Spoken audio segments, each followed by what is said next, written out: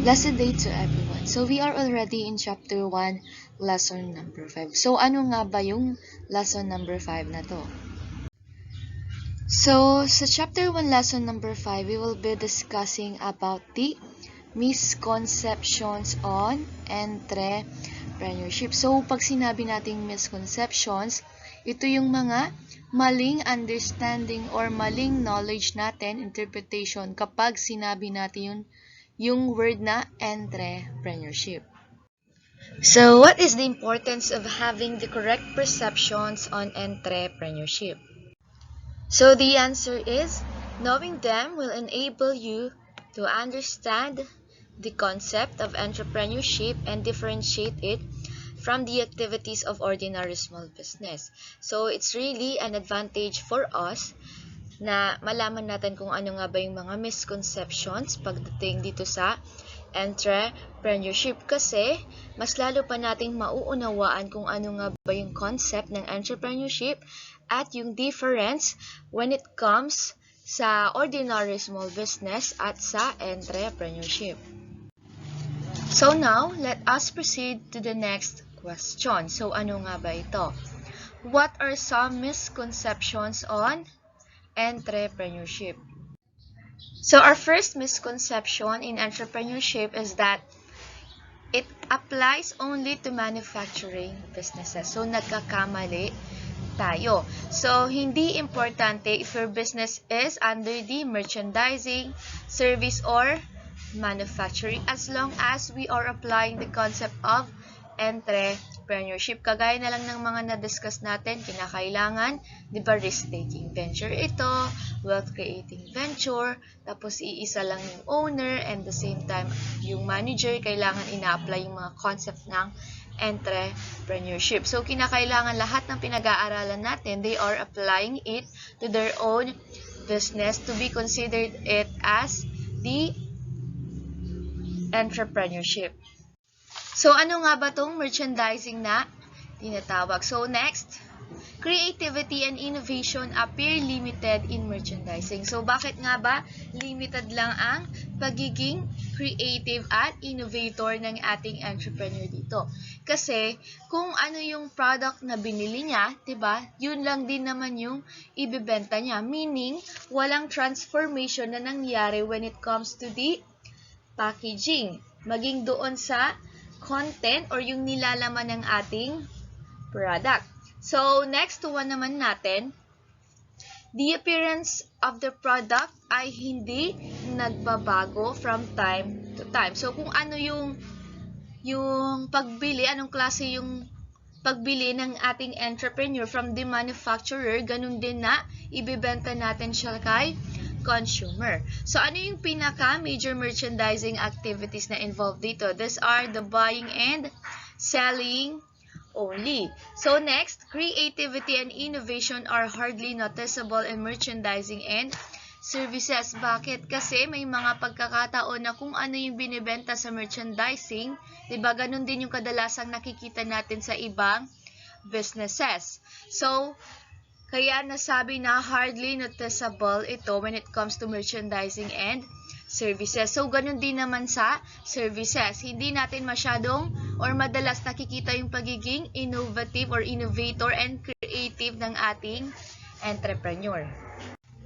So, let us proceed to the manufacturing. So, the product phases through the different stages of processing from raw materials to finished goods.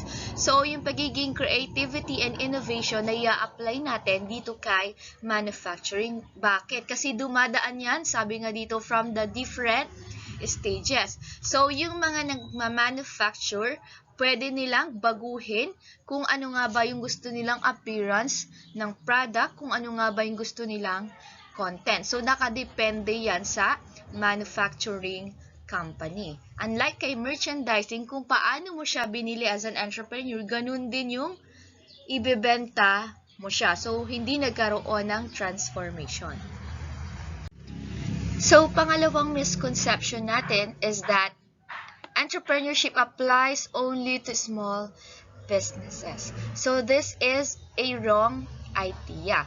So, entrepreneurial concept and principles do not make any distinction as to the size of the business venture. So, hindi importante kung gaano ba kaliit or kalaki ang business mo.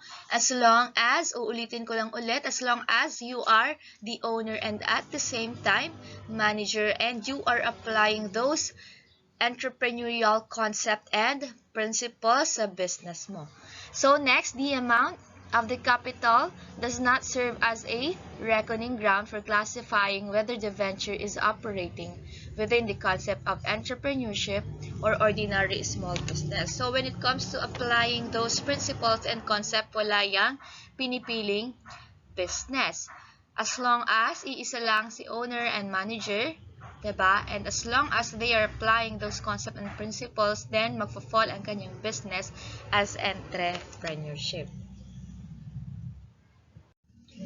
So, ano nga ba yung tinatawag nating small businesses? So, it refers to businesses with employees of not more than 20 employees. So, kung matatandaan nyo pa from our previous discussion na i-discuss na natin, wherein kinakailangan ang owner natin ay nag-iisa lang and at the same time, ang kanyang manager ay hindi lalagpas ng 20 persons. Kagaya na lang ng mga coffee shop, ng mga milk tea, and then another establishment or businesses na i-encounter natin. So, dito kay small businesses, they are also applying those entrepreneurial concepts and principles of entrepreneurship.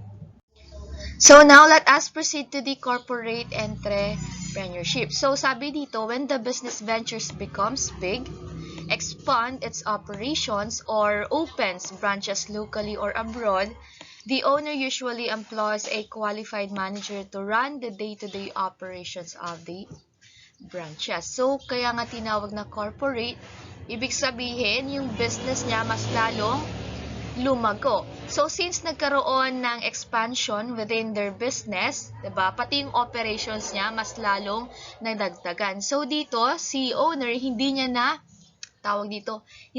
kayang i-handle yung day-to-day operation since malawak na yung business niya. So, anong ginawa niya? Naghanap siya ng qualified manager na kung saan tutulong sa kanyang magpatakbo ng kanyang business. Kagaya na lang ng mga different branches na inopen niya. So, ang tawag doon is corporate entrepreneurship. So, it is a process that goes on inside an existing business venture and may lead to new ones and the development of new product and services. So, dito na papasok si franchising and the transition of sole proprietorship to a corporation. So, uulitin ko lang, kapag nagkaroon na ng expansion sa yung business and you cannot handle anymore those operations and then naghanap ka ng qualified manager mo to run your day-to-day operations ng iyong branches or ng mga branches ng business mo, then, syempre, ang tawag na sa business mo ay corporate entrepreneurship. So, third one is that entrepreneurship applies only or mostly to person with good educational background in business courses. So, sabi dito, to become a successful entrepreneur, you must know the basic concept and principles of entrepreneurship and apply them properly to your chosen business. So, hindi tinitingnan dito if we are graduate ng business courses. As long as kinakailangan, we must know the basic concept and principles at ano man yung mga natutunan natin, we will apply it in our businesses. So, dito, sabi dito, even though kumuha ka ng business courses, yes, it may help you in the field of entrepreneurship, pero hindi ito assurance na magiging successful entrepreneur tayo. Kasi there are some people wherein magaling lang sila when it comes to memorizing, when it comes sa pag-analyze, but nung pinag-uusapan na natin yung application, nahihirapan sila. So, kinakailangan, hindi ka lang dapat magaling when it comes to knowledge. Dapat marunong ka ding i-apply lahat ng natututunan mo. And another thing is that syempre, meron din naman tayong mga kakilala, mga kaibigan, mapa-social media na iba yung tinapos nila pero naging successful entrepreneur pa rin sila. So, marami din tayong mga successful entrepreneur na napapanood sa different social media wherein sinishare nila ang mga naging experience nila. So, sabi ni Michael Porter, galing to sa kanyang libro, Competitive Advantage, Creating and Sustaining Superior Performance. So, ito yung mga makaka-apekto sa success or failure ng business. So, threat of new entrants. So, pag sinabi natin new entrants, ito yung mga bagong businesses na mag-e-enter sa market. And the next one, bargaining power of the supplier and the buyer, wherein we all know na si buyer, diba, kapag nagre-request yan doon sa presyo ng kanyang product na binibili, masyado nilang binababaan. And then, si supplier naman, kapag nag-o-offer siya doon sa isang negosyante, tinataasan din niya yung presyo. And then, another thing na makaka-apekto is the threat of substitute products and services. So, for example, walang mantika. Diba? Ano yung mga kadalasang pwede nating gamitin?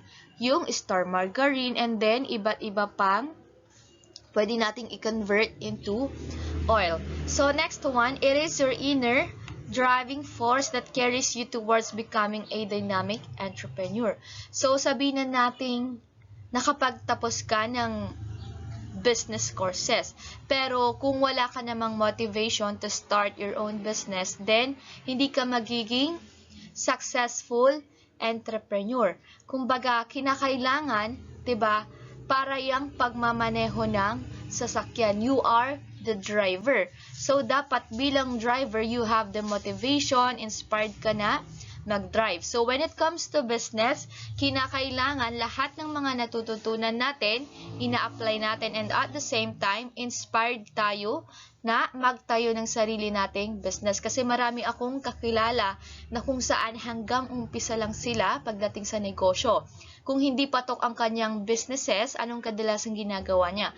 Kinu-close niya to. And then, sa mga susunod na lang siya na araw, magbebenta. Yung mga online selling na ibang kakilala natin, 'di ba? Kung mapapansin niyo, talagang mag-uumpisa 'yan sa pinaka mahirap. Bakit? Kasi mahihirapan ka talagang i-promote ang iyong business. Pero sabi nga nila, tiyagaan lang. So bilang entrepreneur, kailangan marunong tayong magtiyaga, marunong tayong maghintay, magtiwala sa proseso, and motivated dapat tayo.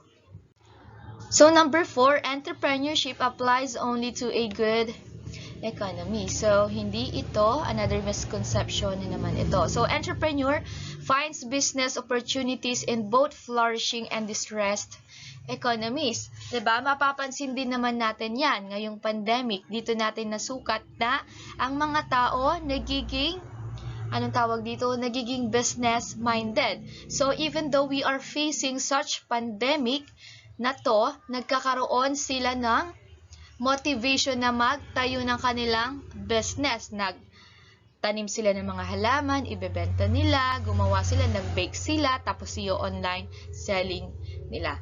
So, entrepreneurship can both good and bad economies. So, nung nagkaroon tayo ng pandemic, di ba, bumaba yung ekonomiya natin, nawalan yung mga tao ng trabaho pansamantala. So, dahil doon, di ba, nagkaroon ng motivation ang bawat tao na why not itry natin yung ganitong business para kahit papaano kumikita tayo without knowing na lumalago na pala ang kanilang business. So marami tayong mapapanood sa television na ibinabalita na nila na despite doon sa pandemic, 'di ba, yung mga tao nagiging creative. Nakakapag-start sila ng sarili nilang business. So even during a financial crackdown, new ideas can be created and new business opportunities can be identified. So, dumadami na ngayon yung mga business-minded. Pinapasok na nila yung mundo ng pagnenegosyo, mapa-online selling man yan, or mismong sa bahay nila, nagtatayo na sila ng sarili nilang business. So the bad economy does not completely serve as a constraint to the continuation of entrepreneurial ventures and even the creation of new ones. So as long as you have the desire to put up your own business, hindi ito magiging imposible. So para kang nag-aaral ng gusto mong courses, 'di ba? Syempre kinakailangan mo munang mag-isip ng kung ano nga ba yung gusto mong marating, kung ano nga ba yung goal mo. And then kahit na dumating ka man sa downfall ng buhay mo, if you have that kind of goal, 'di ba? Mamomotivate ka pa rin na gawin lahat ng makakaya mo just to achieve your goal. So ganun din pagdating sa business. Kinakailangan inspired tayo. Gumawa tayo ng sarili nating plano, and then yung goal natin, yung vision natin, and yung mission natin. And kailangan i-apply din natin lahat ng mga pinaplano natin. Huwag lang puro salita na, ay gusto kong magnegosyo ng ganitong negosyo, and then hindi mo naman gagawin. 'Di ba? Sayang lang yung idea na naisip mo. So yung pinaka-last natin, entrepreneurship is simply opening a small business. So entrepreneurship does not merely opening a small business. So syempre yung mga entrepreneur before they put up their own businesses, naglagay na yan ng mga plano. So kagaya na lang ng pag magtatayo ako ng business na to, dapat after 5 years makilala na rin siya sa iba't ibang lugar. So kung mapapansin nyo, si entrepreneur, 'di ba, futuristic yan. Before pa niya i-start ang kanyang negosyo, naisip niya na kung ano nga ba yung gusto niyang marating someday. So it is simply the first step in actualizing the entrepreneurial venture. So first step meaning talagang ito yung dapat mong gawin sa pagnenegosyo. So next, the business must have already passed through the preliminary stages of scanning the environment. Yung pagsasurvey sa isang community. So, we must determine kung ano nga ba yung pangangailangan ng ating customer or yung mga tao na kung saan doon natin itatayo yung business natin. So, sa pamamagitan ng survey, ma-identify natin yung pangangailangan nila. And after that one, preparation of the feasibility study and business plan. So, gagawa na tayo ng plano kung ano nga ba yung, anong tawag dito?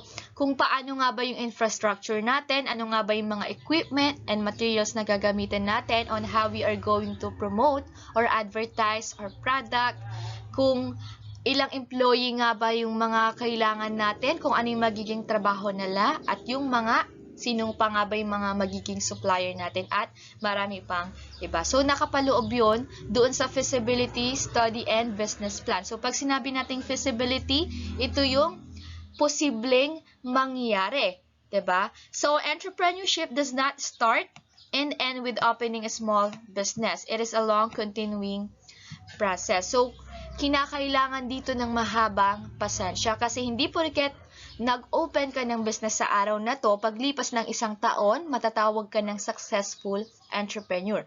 Marami dyan sa paligid natin, maski sa mga napapanood natin sa social media, na kung saan, diba, dumaan sila sa business risk, dumaan sila sa mga paghihirap, dumaan sila sa different struggles before sila naging successful entrepreneur. At kahit na nandoon na sila sa pagiging successful, hindi pa rin sila tumitigil na gumawa ng way to improve their product and services. Hindi pa rin sila tumitigil na gumawa ng plano na kung saan makakatulong pa to develop their own business. Hindi lang yung goal nila na wherein na-achieve na nila, doon na nagtatapos. Gumagawa pa rin niya ng goal para sa kanyang business. Nang sa ganon, ma-motivate pa rin siya na i-develop ang kanyang business. Kasi, di ba, alam naman natin na sa mundong ito, walang kasiguraduhan. Yes, maybe you are successful today. Pero, paano na sa mga paglipas ng maraming panahon? Kagaya na lang ng Nokia, di ba? Noon, patok na patok yung business na yan. Patok na patok yung mga binebenta nilang phones without knowing, without realizing na may mga iba't iba pa palang brand ng cellphone yung darating. Kaya anong nangyari sa kanila? Nawala sila sa business industry. Nung nawala sila, ngayon bumabalik sila pero hindi na kagaya, kumbaga yung trust ng ating customer hindi na kagaya ng dati doon sa product na ini-offer nila. So, dapat tayo bilang entrepreneur, panatilihin nating i-improve ang ating ini-offer sa customer natin para kahit ilang taon na ang lumipas, 'di ba, hindi pa rin mababankrupt, hindi pa rin mawawala yung pangalan ng business natin. So, ito lang yung 5 misconceptions ng entrepreneurship. So, natapos na natin yung lesson number 1 until lesson number 5. So, next meeting, I'll be discussing the lesson number 6. So, thank you sa time nyo. Thank you ulit sa pakikinig. God bless everyone and keep safe.